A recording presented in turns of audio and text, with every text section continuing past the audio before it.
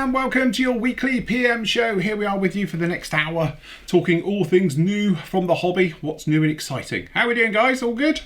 Yeah, fine, thanks. Yeah, great. Absolutely fantastic.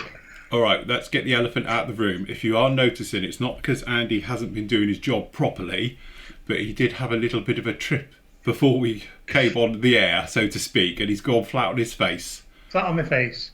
So that's what that is. It's not that he hasn't been doing his job properly and we've had to, whip him into shape. It's purely he went flying at the petrol station.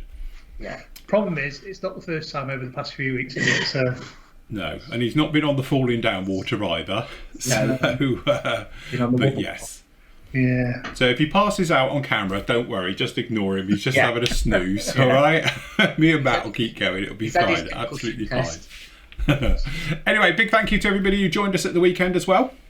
We had loads of great sales from that. Obviously, we had 10% day as normal, plus the other specials and things like that as we did. So if you picked yourself up a bargain, they'll be winging their way to you over the next few days. So that'll be good. Yes. Yeah. Yeah, we got the load out yesterday because we did have a lot, didn't we? We did. We did have a lot. And we got a lot out yesterday. The rest are going out today. So happy days, really good, really good feedback and sales, and just a good show, wasn't it? Really, it was quite nice. But as I say, it's a little bit different. Here's my little one we was working on. It's nice to actually do building and casually and talk and everything else like that. I know we do this type of thing, we try and answer questions and stuff, but sometimes it's just nice to spend a good couple of hours throughout the day doing some building work, and you've got something to show for it at the end. So Matt's got his van down in there, so that went together exceptionally well. Here we go. Yeah, that's the Snap Fit new tool Type 2 bus. Yeah. Which I say built on camera, and the joy is I just wanted to build it without painting it, just see how it went together. Mm-hmm. And obviously I'm just going to take it all back to pieces and paint it. Absolutely. It's actually a really good kit. It does need some glue. Yeah. As I said on Saturday, it's pretty much there, but a touch of glue won't go amiss. Because I've lost a few bits and bobs out of it. But yeah, I think it's quite cool actually. What colour are you going to do it? I don't know, to be honest. It's definitely going to have a white top or a cream top, and then I'll decide on the rest of it. I might keep it orange, but actually paint it orange. Proper camper van colours from the 1970s. I don't know. We'll figure something out for it and paint the interior and that. But yeah, highly recommended. Another little gem from Revell. So, manufacturer of the year this year's Revell. Up and coming company of the year, Revell. And I finished my Arado. You did. See, I bet you're glad we pushed you into that now to get that done. Which was from Revell. Yeah, it was.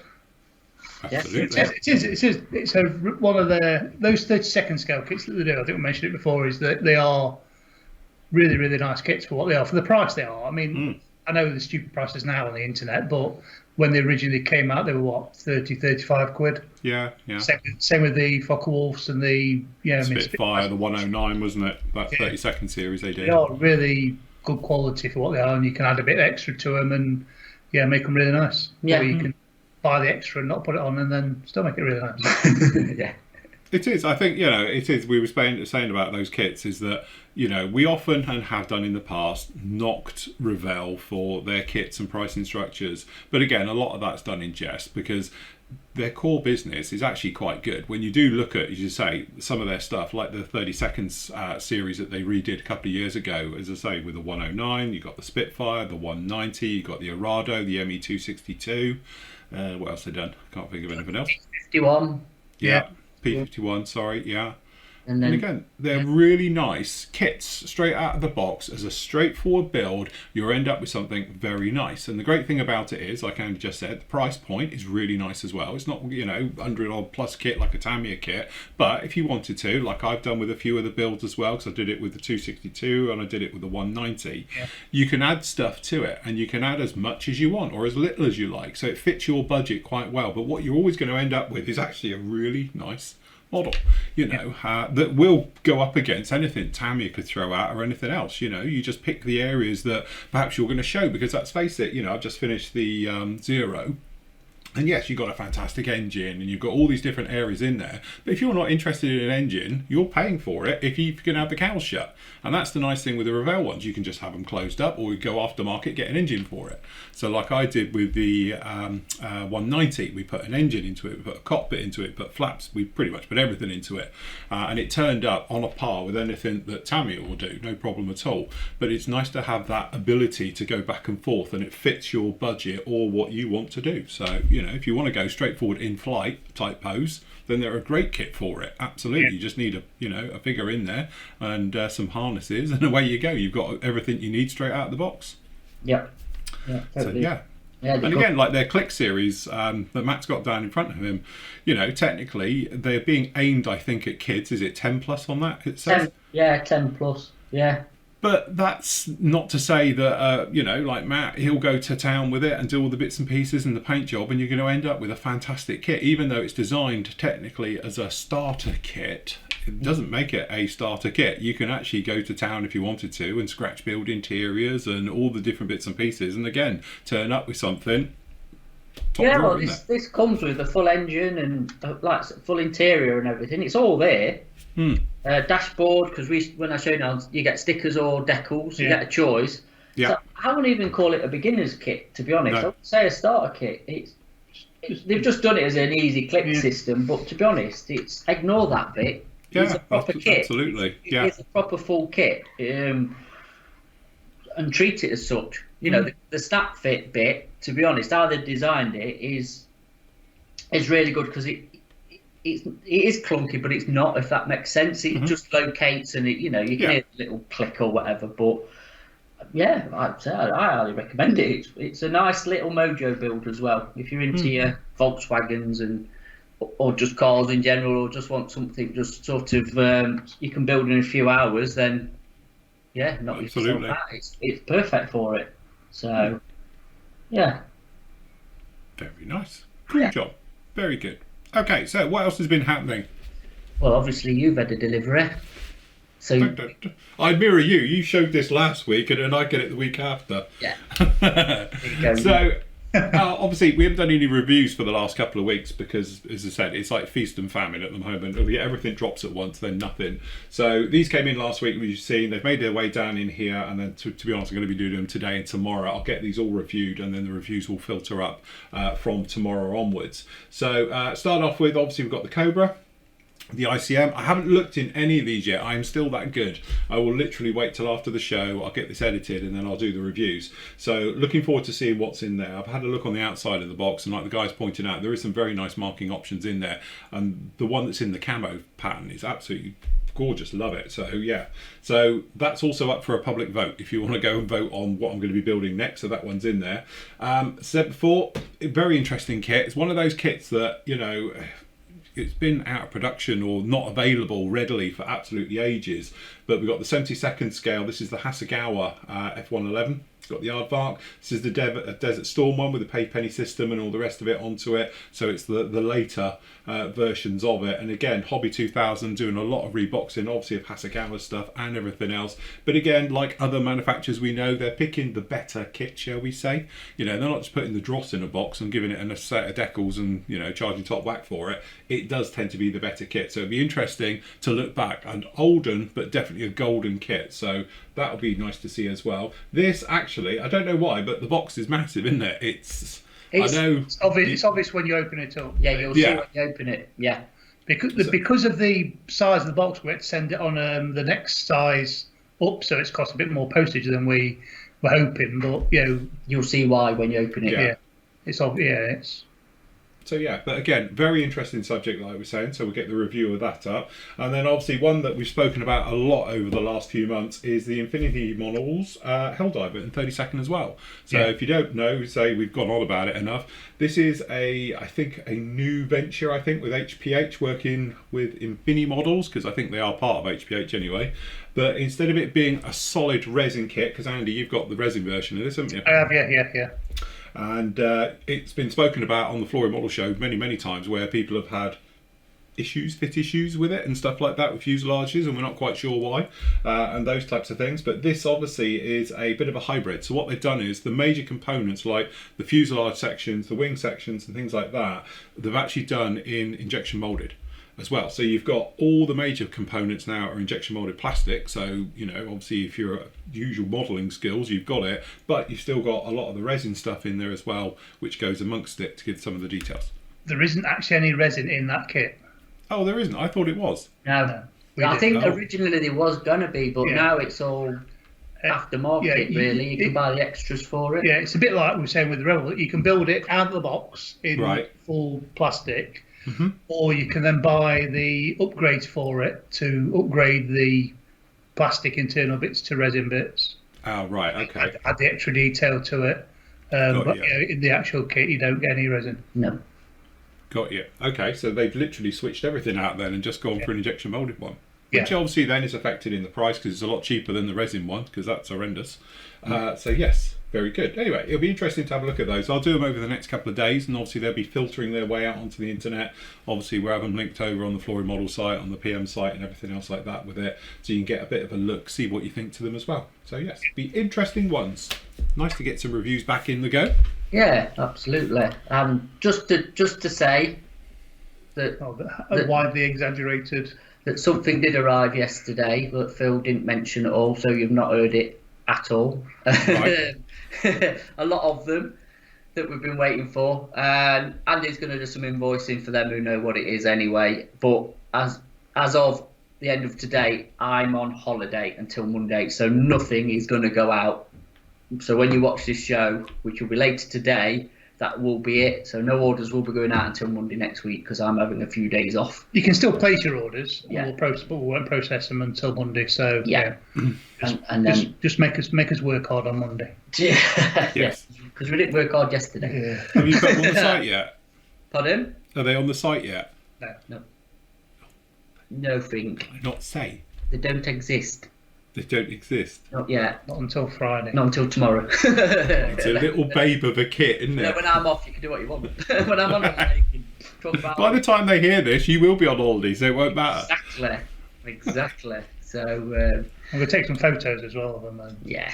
Yeah, I was going to say, we'll take some pics up, we'll chuck it all over social media and you'll see it anyway. All the Flory family will know what this is anyway, but as I say, it's, yes. So next week we'll make a big hum and ha about it and all the rest of it, no doubt. Exactly. We had a lot of them. Yes, we did. And it's, to be honest, we're on restocking again, restock mode. So Finna's usual stuff, we're going to have to do another AK restock. That's selling just fantastic at the minute. And we're going to speak to our man at Obico for some Tamiya stuff. Yes. Especially paint, to be honest. That's what we're low of. Yeah. We did a bit of a stock take. But yeah, no, we're all right at the minute. It's all good. Stuff's coming and going. Slowly but surely. So that's about it. It's a bit of a quieter week, so... It is, definitely. Should we just, as I say, on the... lost my mouse. Obviously, the new arrival section. We covered this a lot. Obviously, as you can see down in here, Cobra, sold out. We've got they're back. They came back today. So by the time you see this, they might be back in stock. We've got obviously the whirlwind down there, as we were saying about, and obviously the bus. So two flavours of. You've got the split screen one. Yeah. Which is obviously the non-click fit. Do we think this is just the same chassis and things that they're doing with it, or a crossover, or is it a totally different kit? Should be a totally different kit. Isn't that the old one that's redone anyway, isn't it? It's not a new kit, is it? It's not the base. It's the base. Yeah, but it's the base of what they've done. Yeah, it's because it's a Samba bus, isn't it? Because we know we've got three flavours of this out now, haven't we? We've got obviously the one Matt's got there. We've got this one, and we've got the camper top with the pop-up. Yeah, haven't we? Which we've got the pre-order on, haven't we? There's also a van one. Is the van one? Yeah, they do a van, don't they? They do a split screen van. Yeah. So I wonder if they'll follow with this. Yeah. The only one they've done is a crew cab. Yeah. Yeah. Which as a guy would do, but get your Dremels out. Yeah, cut the back off it. Yeah, cut the back off, be absolutely fine. But anyway, those are down in there, and it's all spoke about the other day. The guys were showing we've got that Volvo, the 760 GLE, and a few of the other bits and pieces. We've been asked a few about these. We're going to try and secure some more, aren't we? Yes, we are. Harvards.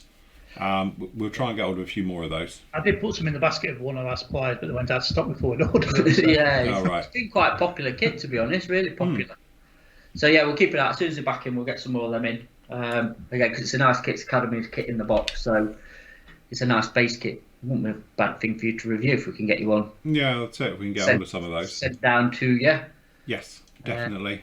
And a few of the other bits as we've spoken about before, so they're down in there. We've also got, obviously, on the specials at the moment, which are obviously the rollover from the weekend. Yeah. We've got a few of the various ones down in there we've spoken about before, so they're all down in there, so they're still available if you want to grab yourself a bit of a bargain. Some of them are sold out. I think they'll probably roll over till next week. Next Friday. No, probably this Friday, and then just take them off. We're not going to update this Friday because obviously we're not here. Yeah. Might leave some of them up for this week. We'll see what happens. Not really decided. We're not spoke about that yet because we were just getting over the weekend sales, to be honest, before we had been decided. So if they roll over, they do. If they don't, then they'll get taken down and perhaps replaced with something else. We'll see what happens. Cool. So, in other words, grab yourself a Seahawk whilst you can. Yeah. Yeah.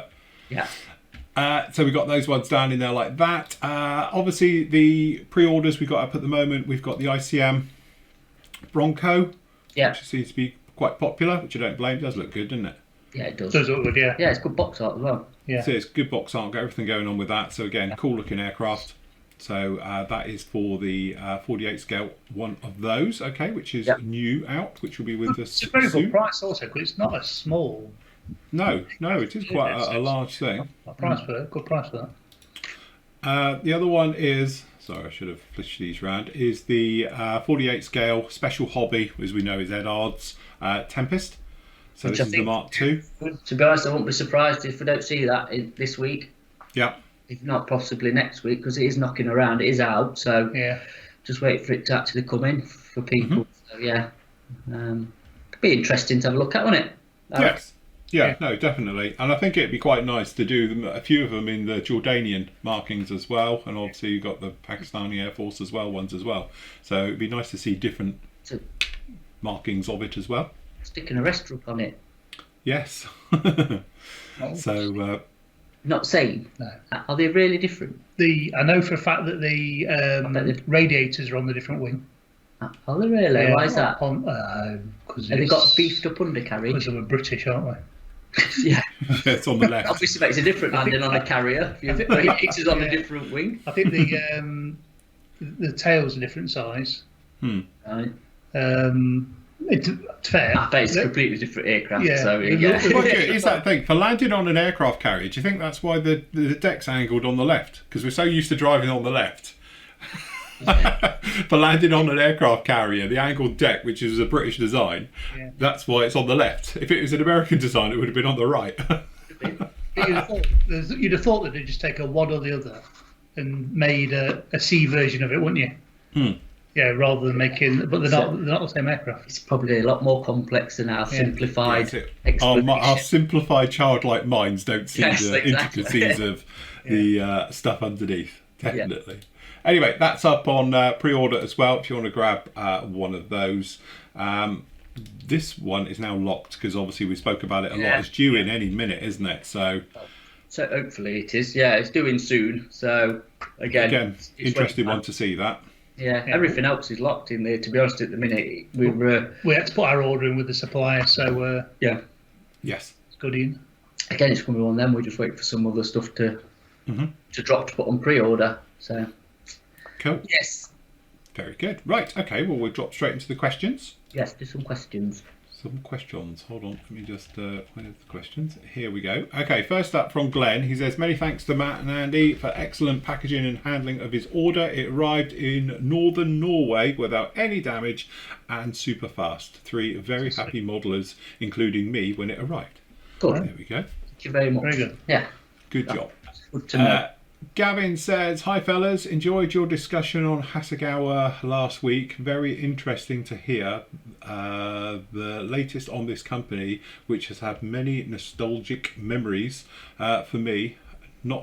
I note that they are re-releasing their 48 scale F-22 this summer, making a blue nose variant. Do you think this may be the PM pre-orders radar? It's Asagawa. It's Asagawa. We don't have a direct. Yeah. Yeah, it's like we've said, we get Asagawa in sporadically, but it's not something we can concrete put on a pre-order and get the numbers in, I'm afraid. If we could get it, obviously, if we see it, we'll get them in. We will get them in. Well, that'll be our question. Pre-order, probably not. I mean, if we had a supplier that we knew was bringing it in, give us a price for it in quantities. Yeah, but I mean, like, for us, it's one of those sort of things that somebody will get in and we'll be able to get it off them because they've brought it in. There's nobody really that we deal with that brings them in, is there? No. Very good. Okay, Flea says, hello and thanks for the Saturday shows and all your hard work. This has probably been done to death, but could I have a suggestion for a good sprue cutter? Fed up with 70-second pitot tubes breaking when I try and cut them off. I need some single edge nippers, that's what you need. You want single edge ones. To be honest with you, the ones I've been using a lot, and I do rate them, are really, really good, is the Master Tool ones. Yeah, Trumper ones, which are, where are we? Let's show you where they are. It's in the store. They're probably the cheapest, good quality ones that we sell. Yeah. Or to fair, the Tamiya ones are really good as well. Yeah, so we haven't got any at the moment, but your options literally are, the Meng ones are the display ones. They're the same. They're really. That's the other ones. Cheaper version. That's the cheap version. You've got the expensive one. Right. Have we got the expensive ones in here as well? No, but we're going to have. There's the single edge ones you're on about, and for the price, for the price, these are really very, very good. Yeah. You know, if you're talking about differences between them, yes, they're not quite as good as perhaps obviously the display ones or the Godham ones, which are the creme de la creme ones. But I think for the money, for 16 quid, go and buy them. They are literally that good. For 16 quid, you're never going to go wrong with them. And I use it as my daily driver, to be honest. And I just, been around hacking bits off and the bits and pieces. As you say, the display ones have been redone by Meng now. It's just a relabeling thing. They're very, very good, and they're sort of getting close to Godham ones. And again, if money's no object, then Godham ones are probably the way to go. But the Godham ones, just be careful when you cut in anything bigger than 1 mil. Definitely, it won't do it. It will snap. And I think we've all got chunks out of ours now, haven't we? Mine have. I've lost a bit of a tip. Yeah, I've lost the tip on mine. My second pair's okay. Yeah. Yeah, that's it. Second pair's fine. But the thing is, also, don't cut clear parts with them, because the styrene of clear plastic is obviously a lot harder than normal styrene. And it does say on the instructions and things, if you do the translation, do not cut clear parts with them, because obviously it's too hard and brittle a plastic and they snap. So again, daily driver, definitely those trumpeter ones there. They're just, for the money, it's a no-brainer. Even if you have them as a backup pair or for doing slightly more clunky stuff, then absolutely. And to be honest, they are still as good as the day I got them. Yeah, I think for the money they're well worth it. Because say them goddamn ones, that's how I think I broke mine. I actually snapped the endings doing clear sprue. Yeah. Well, actually, for a good quality pair of nippers, but they're not single edged. The Tamiya sharp pointed ones they're good actually. I was using them the other day actually. When I was building that, I actually dug out my old Tamiya. Yeah. They've got. Again, I prefer the single edge ones, like I say, because they don't ping off. You don't get a bit pinging around. Because obviously, the way we're talking is literally traditional cutters do that, and it's a wedge shape. It causes pressure, and then it pings, and that's why bits fly off. Single edge has a block and a blade, so the blade just comes along and does this. So the part just sits on here. So there's no wedge pressure coming on. It's not like a V shape coming down and wedging it in. So literally, it's just one is a flat piece, and the second one just comes across and cuts in. So the great thing is, if you're doing small parts, you do that, the part just lays on the top and it doesn't fly off and things like that. That's the nice thing to them. And again, you tend to get closer because it's not a V wedge going in trying to cut it. You get a lot closer to the item, so there's a less of a sprue tab left over. Yeah, that's it. As long as you know that when you're cutting your bits off, you'll be fine, won't you? Because like I said, the double edge ones just can add a lot of pressure and can distort as well, to be honest, if you're not careful. Be careful what bits you cut off. Exactly. Might be painful. Definitely. So there we go. That's what we would go for, anything, things like that. Peter says, hi, I would like to know the 70-second lightning kit that is sold on the PM store. Is that the new tooled version with recessed panel lines, or is it the older tooled lightning with raised panel lines? I noticed that it's hard to tell the old molds from the new molds kits, the way Airfix box their kits. They don't have any actual picture of the kit inside. They do now, don't they? Have classic written on them. Yeah, because that kit he's on about is long retired. The one we sell is the new tool one. They do have, if it is the older mouldings or older tooling, they do have classics in. It says it here. They have a little star badge and it says classic. Which, again, is good. Because you know then, when you're buying, if it is new tooled or from... Also, if you Google the product, pretty much the first thing that comes on the search engine is scale mates. So go into scale mates and have a look at the history of it, and it'll tell you which whether it's new tooled or when it was manufactured or when it was first. But to be honest with you, like we were saying, this one's been around a few years now anyway, isn't it? It's about 5-6 years old now. This particular one, and the other one was long gone, wasn't it, before even this one came out? So so there's none of the old ones unless you're after a classic version. But again, because they all have the new box art and everything else like that. But Tamiya Airfix do the sticker label system now, which is good because we've been harping on about it because they had nowadays I think they really have discontinued a lot of it unless it's got big classics written all over it, because a lot of them have been redone now, the sort of standard kits. So I think very good on them for doing it. Airfix don't generally bring out the old tooled one if they've got a new tooled version out as well, do they? No. Tamiya do. They'll bring out an old tool zero and they've got the new tool zeros out as well, don't they? But Airfix don't. I imagine those tools are probably scrapped and been smelted. Yes, waiting for scrap. Yeah, take it all down to the tip for scrap. Yeah. Okay, Dennis says, Flory gang, PM gang, catching up with the weekend videos and watching the Saturday live show. A question came up about Edard providing information on using their new decals. They have an article in the latest edition of Info Edard, Volume 20, May 2021. Check it out and see what you think. We'll have to do that after the show, because I still think that if you have to explain to modellers that have been modelling for 30 odd years how to put a decal on, something's got to be wrong somewhere. If it ain't broke, don't fix it.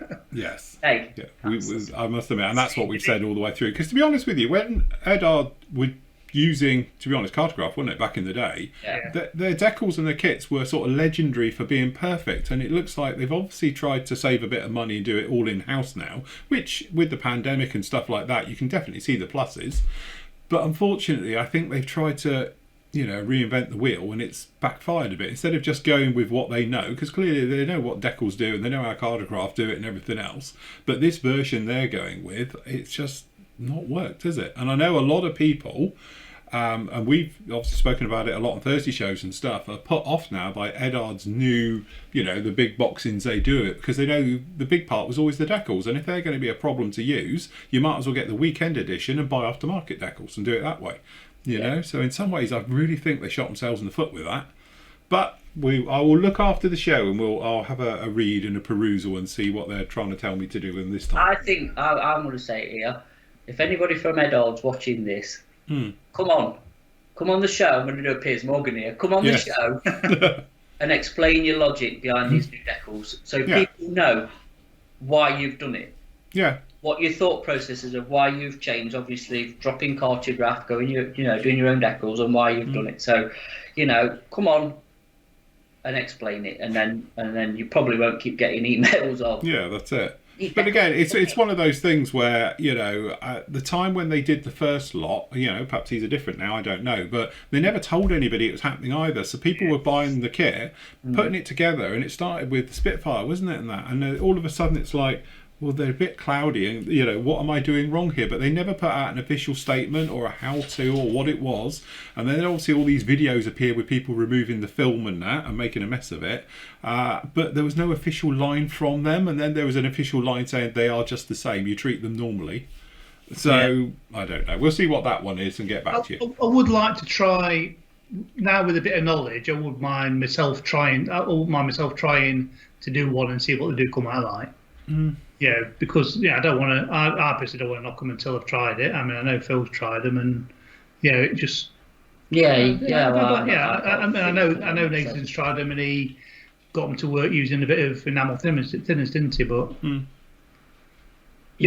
see. But I think the biggest problem you had was that you didn't know what they were going to do when you first put them on, because no one had. No, I didn't know anything about it, so I just put them on, and then when I put my enamel wash over it, as I normally do, it fell apart. It just dissolved on me, and it was like, if I had known that was what it was, then I would have been a lot more careful. But ignorance, because no one said. If they had put literally a little slip of paper in saying this is our new thing and it doesn't like enamel thinners very much, be gentle with them, then I would have done and probably wouldn't have had a problem. But as we said before, when you had it on that sort of, it's the shiplap system, the way on the Hellcat goes, the actual panels overlap. They're not together. It's actually an overlap system. So you get that edging all the way down. And when I rubbed it, it just destroyed it on the spot. The ones on the wing, fine.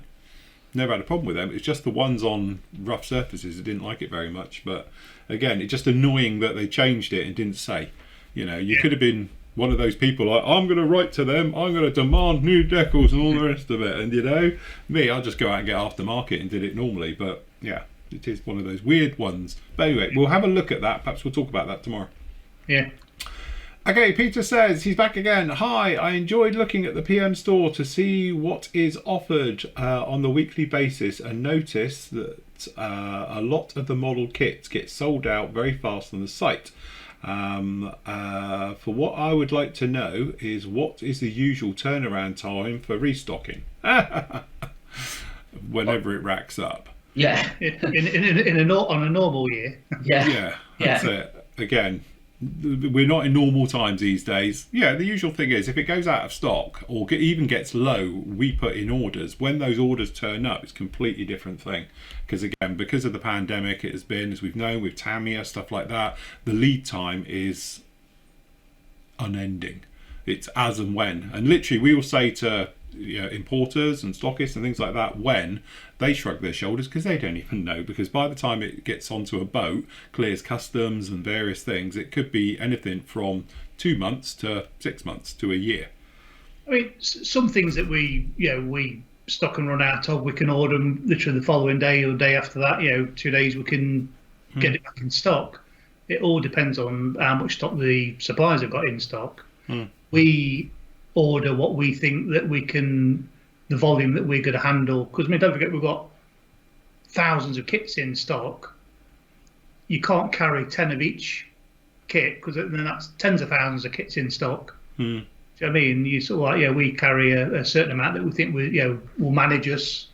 But then as soon as we start getting low, we'll go out of stock. Then we try and put an order in. But the way things are at the moment with suppliers is they haven't got them in stock themselves for us to get it off them. So and there's certain things as well that you get in that we know from experience now that not a big seller. It could sit there, and we've said this. We're pretty open about it, and I think anybody else who runs a shop will say the same thing. You just can't have stock sitting there not moving. No turnover. Otherwise, you've just got a big stash. I was going to say, there's no point having £100,000 worth of kits sat in the warehouse gathering dust, when we could put that money into other things, like other paint ranges, as we've done, and other various tools, perhaps, and equipment and various things, which do make a better turnover and stuff like that. But as you said before, if it's a normal stock item, then we can get them in anyway. So that's always been the thing. As long as it, our suppliers and stockists have got it, and it's not something where we have to put in a special order and have it imported from another country. If we have got to bring them in direct from Tamiya or something else like that, then that's something different. So like with the Zero, that was a lead time of almost a year on that one, trying to get them in. Because again, it was a special request that we put in for it. It's not a normal stock item in the UK. So. But every single supplier that we deal with is having the same problems of getting stock in from the east. From wherever. Really, it's it's obviously a global problem, isn't it, at the minute? And it's still. I mean, even though we're sort of like some countries are coming out of the problems, other problems, other countries are still in depth of it, and some probably haven't even started going into it yet. So, it's going to be. It's going to be a while before we're back to proper normality, isn't it? As we've said, so it is. Yeah. So, hopefully we'll be back to normal soon. But as I say, I don't think the next sort of year. I think it's still going to be up and down. Yeah. Where do you think where that lightning's actually moulded and comes from? The problems they've got at the moment, the bigger things to worry about than making plastic model kits, aren't they? Yes. Yeah, definitely. Anyway, he says, also like to know that anything won during the auctions that we do, shipping fees and EU taxes attached to the one, or is the shipping fees dropped that are being shipped locally or to the States? Well, Peter, you're in the US, so obviously, VATs and that will be taken off. But the thing is, if it's an auction thing, it's a bit weird how VATs work and all the rest of it, because the VAT's already been paid and stuff. Then it's a little bit of a minefield. But shipping costs will be your major problem. So shipping to the US, whereas in the UK, say a £5 for a kit to go be posted in the UK, obviously to the US you're looking at £25 plus. So we always say, buyer beware. You pay at the rate it is. Obviously, we will sort out all the various taxes and VATs and stuff like that. And then obviously you've got your shipping costs will be at cost. And that's why we always say at the beginning of all the auction, buyer beware, and we try and give some approximations, isn't it, for shipping costs around the world. But as we say, if you're in the US, it's probably not worth bidding, because you're going to pay more in shipping than you are for the item. Yeah, depending on how big the kit is as well, because it's if it goes certain size, not through our Royal Mail system, because they'll do that size box.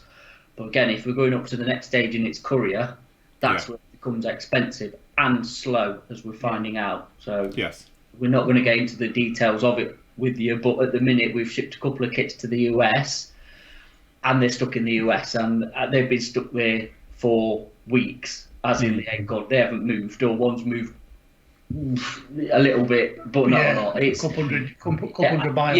It's obviously in their system, and it is what it is. So it's out to kind of out of our hands as well when we ship. Once it's in the country of where it needs to be, is going through their customs and stuff. So there you go.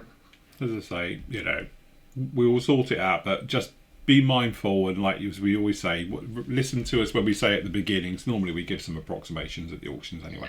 Absolutely. Mark says, hi Phil, Matt and Andy, just wondering if there's any news on the Great Wall Hobbies B52 will be dropping in. No. Again, I'm just waiting for our supply to get his container in that's got them all on. So Graham says, thanks guys for keeping us entertained. We are still in lockdown in Ontario and Canada, so the shows are great to watch. Quick question for Matt. I'm doing a couple of figures for the Anzac build, and they are in resin. Should I pin them and attach them with epoxy? Yes. Yeah, absolutely. Yes. Yeah, 100%. So not just super gluing. No, I do. Yeah, no, super glue is brittle and it breaks. To be honest, the right way of doing it, not that I do it, is to pin an epoxy. And what is perfect for pins are metal paper clips. Yeah. For pinning, they're really good. They're good size and pretty cheap, and cut them down and whatever. So, but yeah, to be honest, I've got his epoxy still here in my drawer, just here. You can keep it. It does smell. I hate it. It works though. Yeah, but it's horrible stuff. But it's a bit whiffy. But yes, definitely. Yes. Yeah. So. Oh well, that was it. That was it for questions. That's it. Yeah. Job done. Sorted. Good job. On the front of the page, due to annual leave, orders placed on Thursday and Friday will be processed on Monday. We're taking a couple of days off. Well, Matt is. I'm still working, but he's working from home. I've got fun decorating to do and nasty stuff. Can't wait. Yeah, he's moonlighting and doing his painting and decorating job. Believe me, I'll be here. Definitely. And I've got my car MOT'd and service tomorrow, so I'll be walking. I might drag my push bike out actually out the garage, put some air in the tyres and cycle back. I bet he'll be walking. Yeah, that's it. It'll kill him. Puffing and panting like a bull mastiff. Yeah, that's it. Cool. Right. Yeah, cool. Okie dokie then, guys, we will leave it right there. Remember, you get all your bits and pieces over at the PM store. We've got the reviews coming, obviously.